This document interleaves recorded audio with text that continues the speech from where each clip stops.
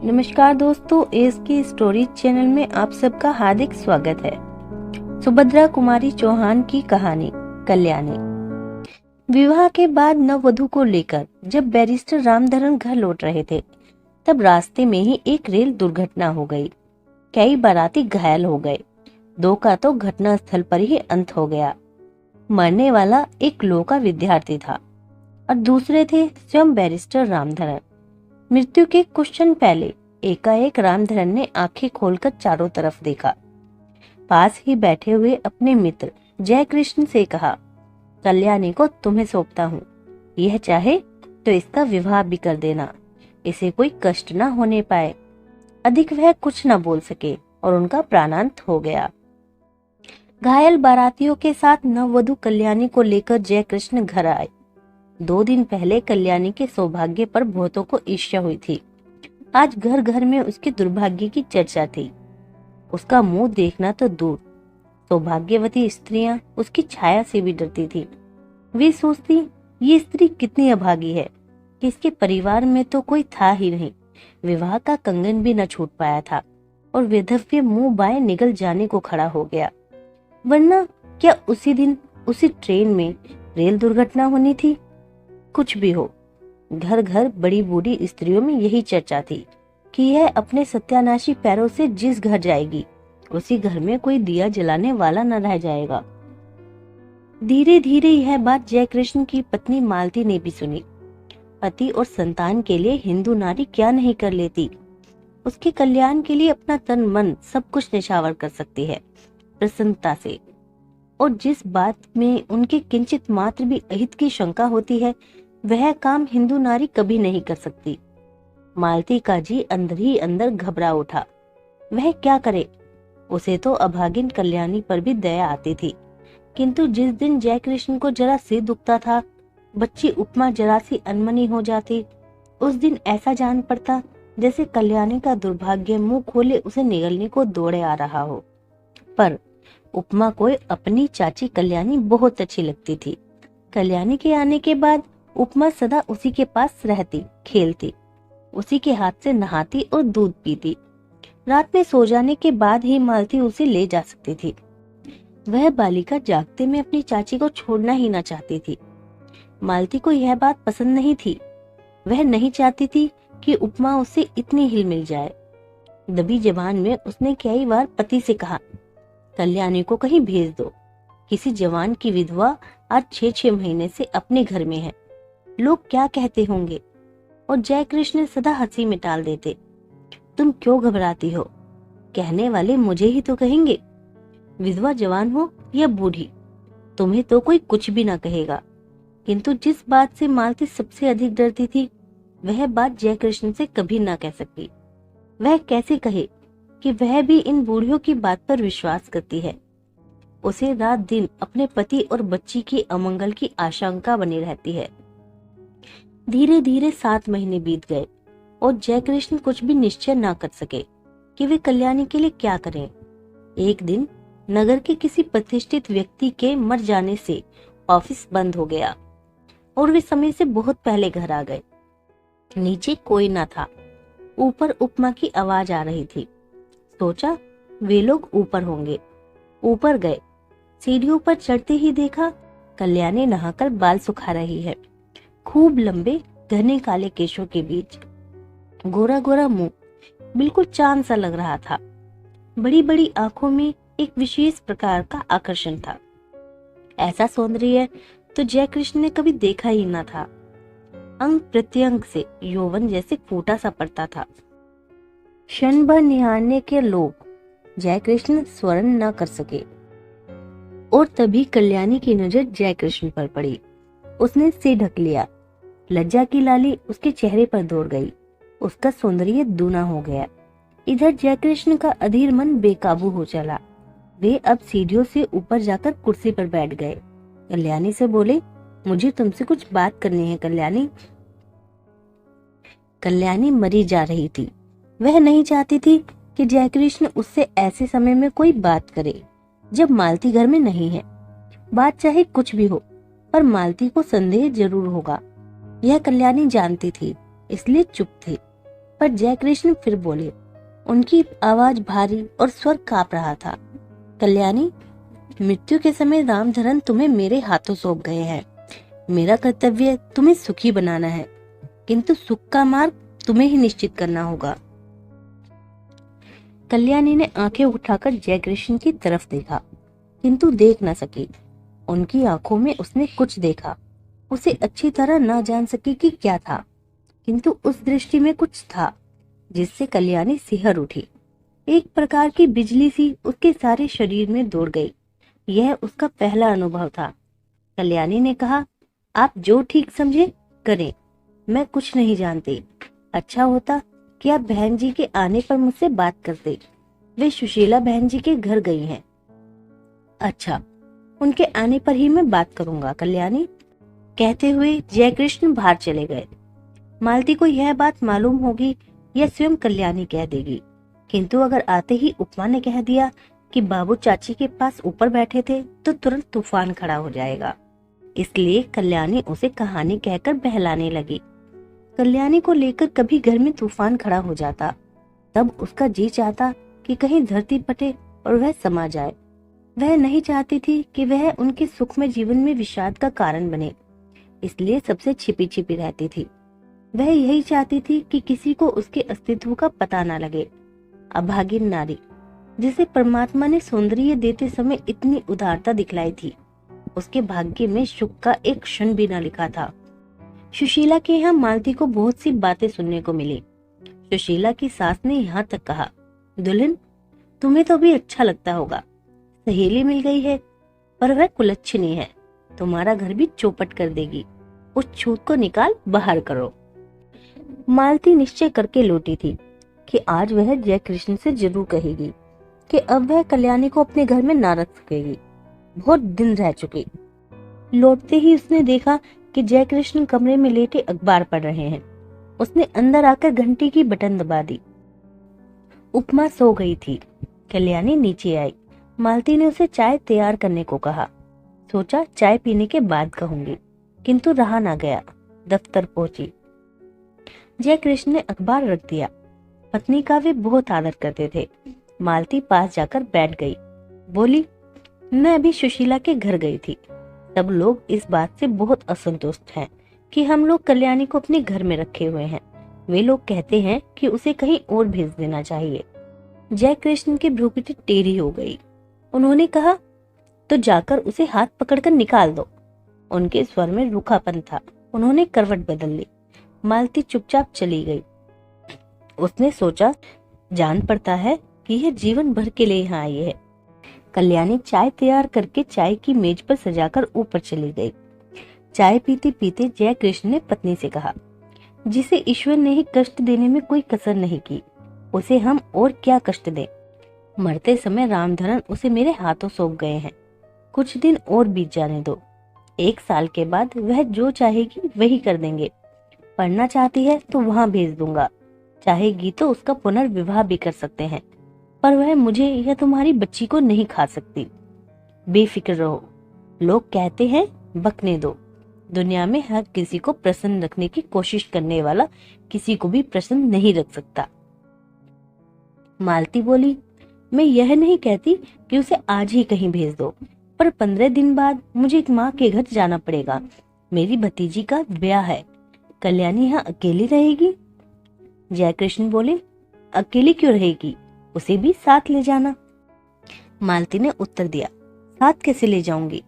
सगुन साइत के दिन लड़की पर इसकी छाया पड़ी तो? लोग तो बड़ी बूढ़ी विधवा की छाया से भी हल्दी चढ़ी लड़की को बचाते हैं। फिर जान न पहचान, ऐसी स्त्री को जबरदस्ती उनका मेहमान क्यों बनाऊं? उन्हें अच्छा ना लगे तो? जयकृष्ण खींच कर बोले, तो फिर कल्याणी यहीं रहेगी। बुधिया की माँ को दिन भर रहने को कह देना। उसे कुछ और पैसे दे दिए जाएंगे। ना चाहते हुए भी आखिर एक दिन कल्याणी को घर में अकेली छोड़कर मालती को जाना पड़ा। जाते समय बुधिया की माँ को उसने अच्छी तरह समझा दिया कि बाबूजी को खाना वही परोसेगी। कल्याणी से भी कह दिया था, वह बाबूजी से जैसा पर्दा करती है वैसे ही करती रहे और बुधिया की माँ दिन रात यहीं रहे। मालती चली गई। अब जयकृष्ण प्राय देर से जाते और जल्दी लौट आते। कभी कभी वे दफ्तर जाते ही नहीं। यह बात ध्यान देकर कल्याणी ने देखी। बुधिया की माँ जो चौकीदारी पर नियुक्त थी, वह कुछ समझ ना सकी। पहले ही दिन खाना परोसने गई थी। जयकृष्ण की एक डांट लगते ही लौट कर बोली, बहू तुम ही परोसो, मुझसे ना बनेगा, बाबूजी खुद साथ हैं। कल्याणी को खाना परोसकर खिलाना ही पड़ा। यही तो जयकृष्ण चाहते थे। खाना खाते खाते जयकृष्ण बोले, कल्याणी तुमने अपने भविष्य के विषय में क्या निश्चित किया है, कुछ कहोगी? कल्याणी संकोच के साथ बोली, मैं क्या निश्चय करने लायक हूँ, मुझे दुनिया का अनुभव ही क्या है। गांव में विधवा मौसी के साथ रहती थी। एक दिन यही सुना कि मेरा विवाह होने वाला है।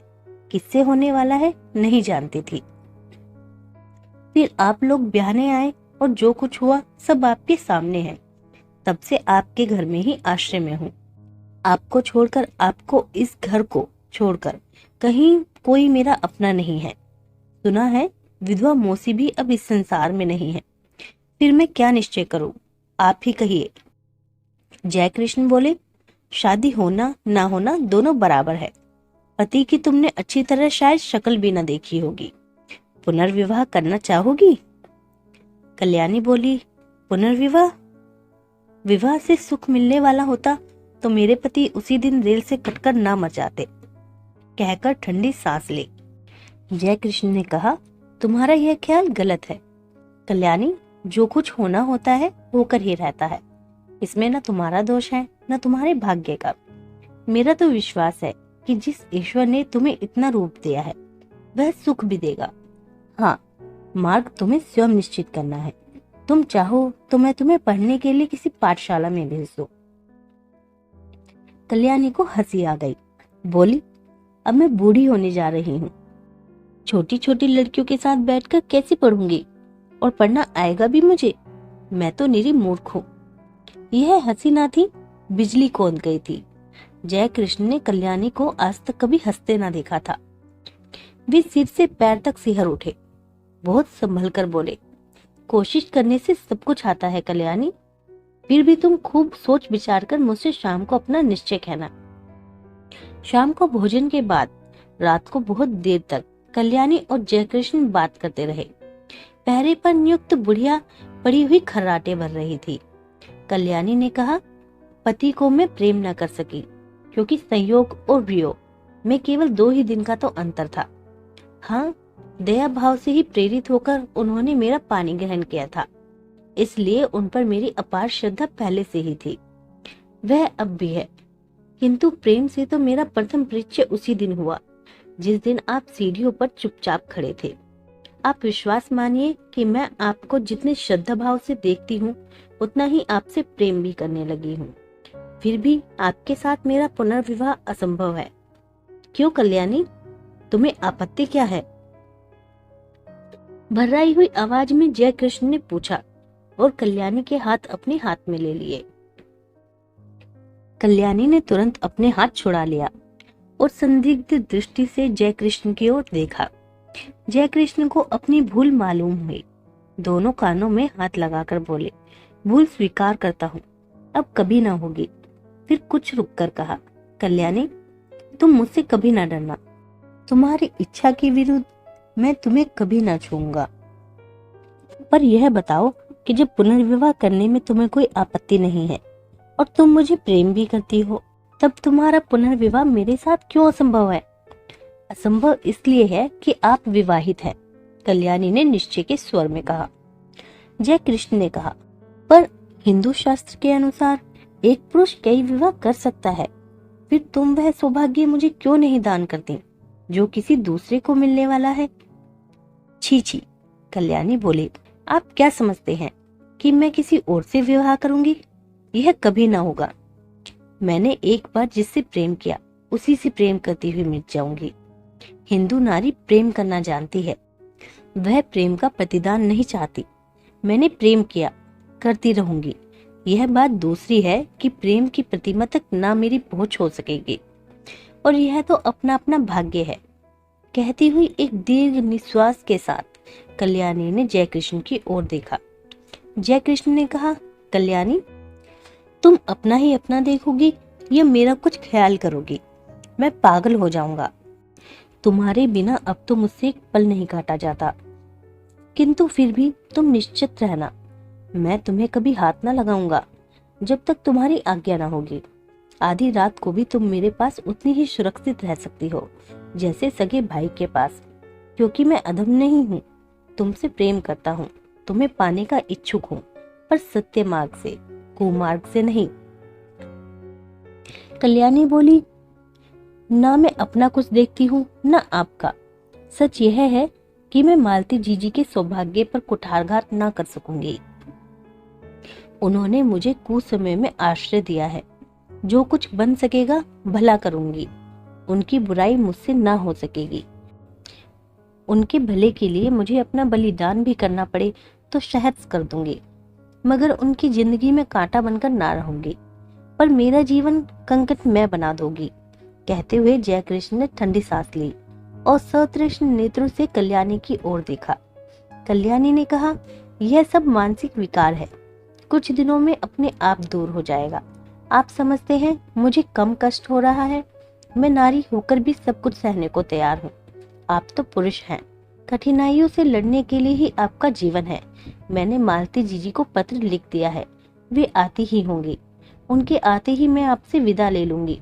विदा से पहले एक भिक्षा मांगती हूँ, केवल आपके चरणों की धूली, और मैं कुछ नहीं चाहती। आप मेरे देवता हैं। जयकृष्ण के पैरों के नीचे से जैसे धरती खिसक गई। घबराकर बोले, तुमने मालती को पत्र कब लिखा और क्या लिखा? लिखने से पहले मुझसे पूछा क्यों नहीं? कल्याणी बोली, मैंने और कुछ नहीं लिखा, यही लिखा है कि उपमा के बिना बहुत बुरा लगता है, तुम जल्द से जल्द चली आओ। और लिखती भी क्या, किंतु आपके साथ मेरा अकेले रहना उचित नहीं, हम दोनों एक दूसरे से प्रेम करते हैं, ना जाने किस दिन क्या हो जाए, और मैं नहीं चाहती कि हमारे बीच में कोई भी ऐसी बात हो जिसे कलंक का स्वरूप दिया जा सके। जो कुछ तुमने किया ठीक ही किया कल्याणी, सो जाओ, रात बहुत हो चुकी है। और उठते हुए कल्याणी ने झुककर जयकृष्ण के पैरों को माथे से लगा लिया। जयकृष्ण बहुत ही उद्विग्न थे। कल्याणी ने ऊपर जाकर दरवाजे बंद कर लिए। जयकृष्ण खाट पर पड़े करवटें बदलते रहे, उन्हें नींद न आई। दूसरे ही दिन मालती दोपहर की ट्रेन से आ पहुंची। दफ्तर से लौटते ही जयकृष्ण ने देखा उपमा खेल रही है। रात भर सो न सकने के कारण उनका चेहरा उतरा हुआ था। मालती ने देखते ही पूछा, क्या तबीयत खराब थी, क्या हुआ? जयकृष्ण ने कहा, कुछ नहीं, सर में बहुत दर्द है। अज्ञात आशंका से मालती सिहर उठी। कल्याणी तो अभी है ना इस घर में? उसने पूछा। तुम तो अपनी बात के आगे किसी की भी नहीं सुनते। कितनी बार कहा उसे कहीं भेज दो, पर जब तुम मानो तब ना। इस तरह तुम्हारे सिर में दर्द वर्द होता है तो मैं घबरा जाती हूँ। सभी लोग कहते हैं कि वह अभागिन है। जयकृष्ण को दूसरा ही भय था। वे यही सोच रहे थे कि कौन जाने कल्याणी है भी कि नहीं। उसने कहा था कि मालती के आते ही वह विदा ले लेगी। विदा का अवसर कहीं आ तो नहीं गया? जयकृष्ण का हृदय धड़क रहा था। उन्होंने कहा, मैंने कल्याणी को एक पुत्रीशाला में पढ़ने के लिए भेजने का निश्चय किया है। यह बात उसे भी मंजूर होगी। जरा उसे बुलाओ तो। मालती को इस बात से बड़ी शांति मिली। कल्याणी यहाँ से चली भर जाए, कहीं भी जाए, इसकी उसे चिंता ना थी। उसने घंटी बजाई, पर कोई ऊपर से ना आया। तब उपमा को बुलाकर कहा, जा ऊपर से अपनी चाची को बुला ला। उपमा ने कहा, चाची ऊपर नहीं है। घबराकर मालती ने ऊपर नीचे सभी कमरे खोज डाले, कल्याणी का पता नहीं लगा। जयकृष्ण पागल की तरह दौड़कर ऊपर गए। कल्याणी के बिस्तर पर उसके गहनों की पेटी रखी थी। उसके नीचे एक पत्र लिखा था, जाती हूँ। अपनी उपस्थिति से आप लोगों को जो कष्ट दिया या मुझसे जो अपराध हुए उनके लिए क्षमा कीजिएगा। मेरी खोज ना कीजिएगा, व्यर्थ होगी। मेरे ये गहने उपमा के लिए हैं। अभागिन कल्याणी।